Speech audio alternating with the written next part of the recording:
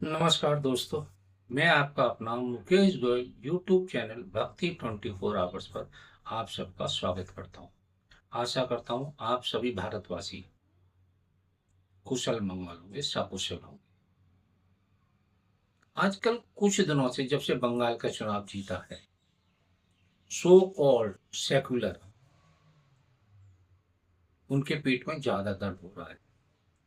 Secular के नाम पर मुसलमानों ने बहुत बदमाशी की, और खासकर मैं सारे पढ़े लिखे मुसलमानों की बात करूंगे। बहुत पढ़े लिखे मुसलमानों भी बहुत बदमाशी की है।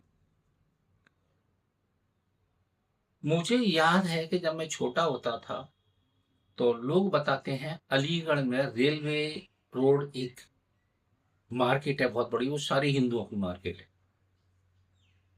अलीगढ़ मुस्लिम यूनिवर्सिटी के मुस्लिम लड़के फास्फोरस लेके आए और उन्होंने सारी दुकानें जला दी थी। ये मैंने सुना है, मेरे बुजुर्गों ने बताया। तब ये सेक्युलर मुसलमान, सो कॉल्ड सेक्युलर मुसलमान कहाँ थे? बुद्धिजीवी। जब अलीगढ़ में दंगा होता था और मुसलमानों के लिए एएमयू की फंडिंग जाती थी ऊपरकोट मोहल्ले में, तब ये मुसलमान कहाँ थे? जब जब राजस्थान में कन्हैया कुमार का गला काटा गया था, तब ये मुसलमान, सो कॉल्ड मुसलमान पढ़े लिखे, आरफा खान, फलाने खान, ढिमकाने खान, शाहरुख खान, ये कहाँ थे? और आरफा खान ने एक स्टेटमेंट में ये बोला है कि जी शाहरुख खान को भी डर लगता है। शाहरुख खान को जितना तुम नहीं जानते हो, मैं जानता हूं। जितना तुम नहीं जानती हो उतना मैं जानता हूं, क्योंकि मैंने उसके साथ फिल्में, उसकी सीरियल्स शूट किए हैं। तो बकवासबाजी बंद कर दो। दूसरा, अगर तुम इतनी बड़ी सेक्युलर हो तो फिर चले जाओ सीरिया, अफगानिस्तान, पाकिस्तान, तुर्किस्तान, कजाकिस्तान, बहुत सारे हैं। तानी तान है। जो आप हसीना बन के घूमनी ना, ये हसीना 2 मिनट में रह जाएगा। अगर मुसलमान कहीं सेफ है तो वो हिंदुस्तान में है। अब ये यहाँ के सेक्युलर मुसलमान, सो कॉल्ड अपने आप को सेक्युलर कहते हैं, उनको इन बदमाशों को समझाना पड़ेगा कि भाई अब बस, बहुत हो गया। आपने जिंदगी भर बदमाशी की है, अब सुधर जाओ। क्योंकि अभी तक क्या होता था, हिंदू लिबरल था। तो कहता था कोई बात नहीं।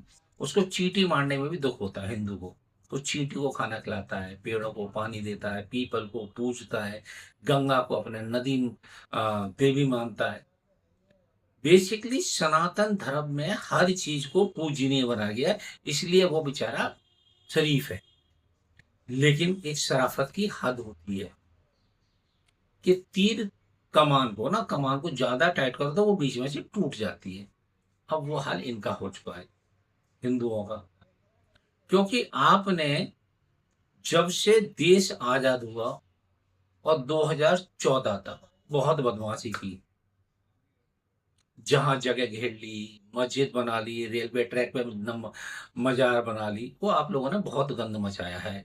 और उसमें सारा श्रेय जाता है इन पढ़े लिखे मुसलमानों को, क्योंकि इनकी दोगली नीति जैसे ये आरफा खान कर रही है। शेरवानी खानदान की मुझे कुछ बातें याद है जो मुझे बताई गई थी कि इनके टाइम में, इनके दादा दादी के टाइम में, किसी जाटक को घर के अंदर नहीं घुसने दिया जाता था। और अगर उसने, भैंस ने दूध गाड़ दिया तो उसको दूध नहीं पीते थे ये लोग। सो बकवासबाजी मत करो। उन हरामखोर जो मक्कार है ना, मौलवी मुल्ले, उनको समझाओ कि भैया अब ये वो बड़ा देश नहीं है जो हमारे कहने पर तुमने बदमाशी की और कर ली। अब अलीगढ़ में दंगे क्यों नहीं होते जी?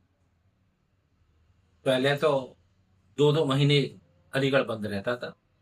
तुम तो वहीं से पढ़ी लिखी हो ना, तुम तो ज्यादा ज्ञानी हो। अलीगढ़ आपने देखा होगा, ऊपरकोट मोहल्ला आपने देखा होगा, क्योंकि सारी मुस्लिम बस्ती है। वहां पुलिस जाने में डरती थी। आप किस तरह की बेफालतू बात करती हैं बैठ के? डर डर डर। अभी तो डर लगा नहीं है। जिस दिन डर लगेगा ना, तो उस दिन चुप हो जाओगे, बंद हो जाओगे। तो नहीं भैया, अब नहीं बोलना कुछ भी। इसलिए मेरा मानना यह है कि अगर मुसलमान संसार में कहीं सबसे ज्यादा सेफ है तो वो हिंदुस्तान है, क्योंकि यहाँ का हिंदू जब चींटी नहीं मारता है तो वो तुमको क्यों मारेगा। हाँ, लेकिन अब हिंदू वो वाला हिंदू नहीं रहा, पहले वाला जो तुम समझते थे क्या इसके एक गाल पे मारो तो दूसरा कर लेगा।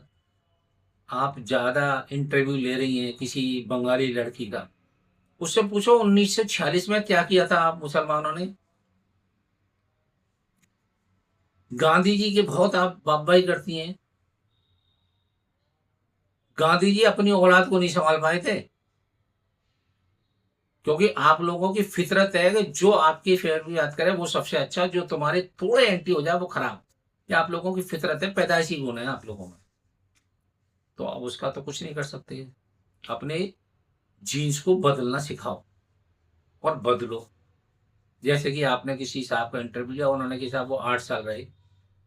मेरे फादर के दोस्त, हमारी फैक्ट्री होती थी अलग अलीगढ़ में, जो उनके साथ खाना खाते थे, पानी पीते थे, ये मैं आज बोल रहा हूं जब आपकी बकवास सुन रहा हूं तब, नहीं तो बोलता नहीं।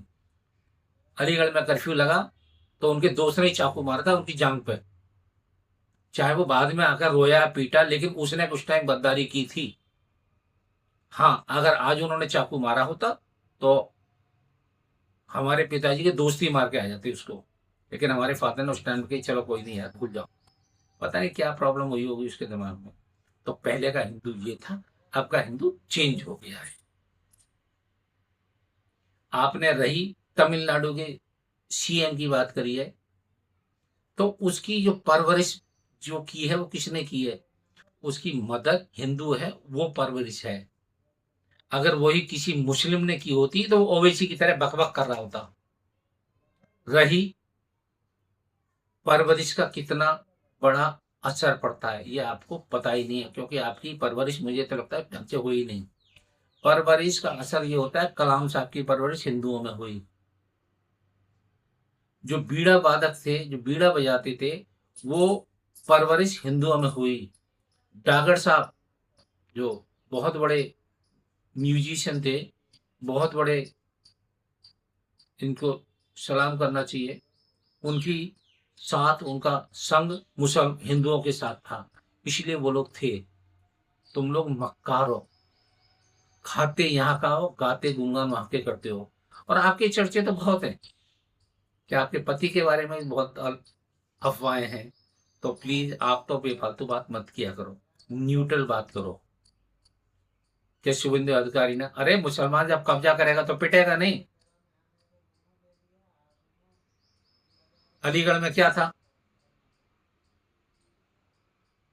तो बेफालतू की बातें लोगों को भ्रमित करना बंद करो। या शाहरुख खान को डर है, शाहरुख खान को डरे चला जाए, दाल रोटी नहीं मिलनी कोई कुत्ते की तरह नहीं पूछेगा। विदेशों में जो इज्जत है वो यही है। सो इसलिए उसको अपनी इज्जत पता है, आपको अपनी इज्जत का पता होना चाहिए। नमस्कार। मेरी ये कड़वी बातें आपको पसंद, कितनी पसंद आई कितनी नहीं आई वो मुझे नहीं पता, लेकिन जो मेरे दिल में था वो मैंने बताया। जय हिंद, जय श्री राम।